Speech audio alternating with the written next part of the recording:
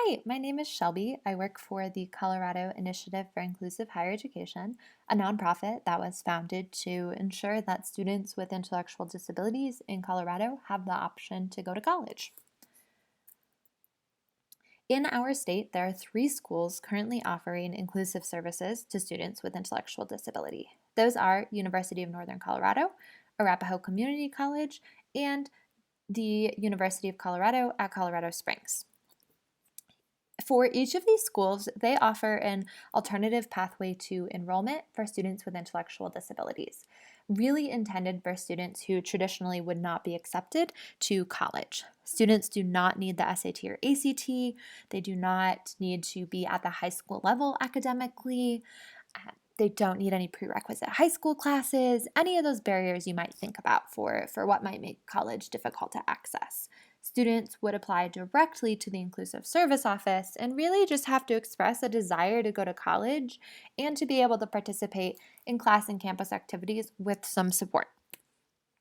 For the academic piece, students are often taking 2 classes per semester. One of the key pieces here is that students can access modifications. Traditionally, students in college are not able to access modifications, which has been a barrier for students with intellectual disabilities historically. So these might be things like having a shorter reading assignment or reading at a different grade level. This might be instead of a 10-page paper, you write a 1-page paper. Or maybe instead of like a written final exam, you're completing a multiple choice exam. I'm sure that someone working with you or your student, maybe a case manager, a high school teacher, can kind of walk through which ones the student might be using so you know what might be necessary in college. Summary here is that students with intellectual disabilities using inclusive services do have access to modifications, whereas normally in college those are not available. Another key piece of inclusive higher education is the career component. In the first year, students are often doing more career exploration. In the second year, they're often really learning some foundational job skills, often through on-campus employment.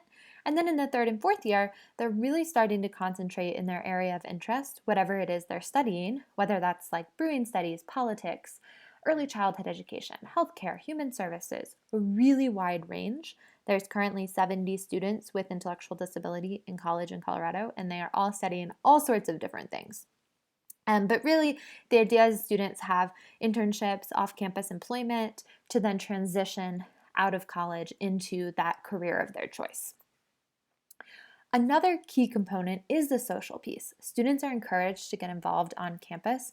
There are peer mentors who are other college students who will often work with students just to kind of learn about like, what does that process look like? If I want to, let's say rush for a fraternity, what does that look like? If I want to join a club or participate in a sports team or take on leadership roles, peer mentors play a really big role in kind of navigating all those different things so that students do have that social experience.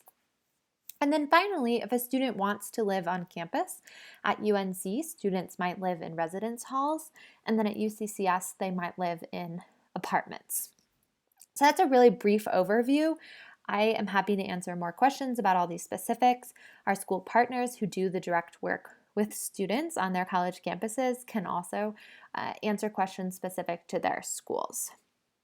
But just the takeaway here, I think, is that inclusive higher education really involves the academics, social, independence, and career piece so that students have that full opportunity to access college as any other student who's gone to college would. I will very briefly note the financial information. Students are paying tuition and fees. There is a program fee for inclusive services, but there are also some disability-specific resources and then also college-specific resources such as financial aid that students might be able to access. Again, this is one where I can chat with you more, or reaching out to the schools is an option as well to learn more if this is something you'd like to kind of have more support navigating. So to learn more about inclusive higher education, you can check out our website where you can sign up for a webinar, watch past webinars, you can read about preparing for college, you can also read or watch student stories. So I encourage you to visit there. And then you can also reach out directly to me. My name again is Shelby, and my email is shelbyb@inclusivehighered.org. My phone number is 720 580-1277. Our organization really exists to ensure that folks have resources to prepare for college and know about options for students with intellectual disability in our state. So again, I'd be happy to chat with you and give you more info. Thanks so much.